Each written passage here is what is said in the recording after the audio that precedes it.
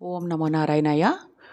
ఇవాళ మనము స్వప్నసిద్ధి అంటే ఏమిటి? స్వప్నసిద్ధి అనేది మనకు రావాలంటే మనం ఏం చేయాలి అనేది విషయాలు తెలుసుకుందామండి. స్వప్నసిద్ధి అంటే అది ప్రత్యేకంగా మనం ఆ స్వప్నసిద్ధి సంపాదించడానికి ప్రత్యేకంగా ఏమీ మంత్రాలు, పూజలు, వ్రతాలు అనేవి అయితే ఏమీ ఉండవండి. నేను అదేంటో చెప్తాను. ముఖ్యంగా స్వప్నసిద్ధి అంటే ఏంటో నేను చెప్తా. స్వప్నసిద్ధి అంటే మనకు కలలల్లో మనకు మార్గనిర్దేశకత్వం అనేది భగవంతుని ద్వారా జరుగుతూ ఉంటుంది.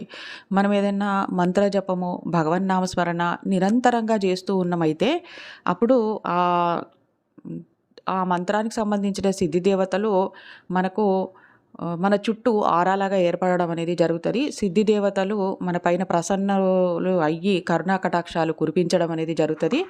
మనం ఎంత నిరంతరంగా చేస్తూనే ఉన్నామో ఏ రోజు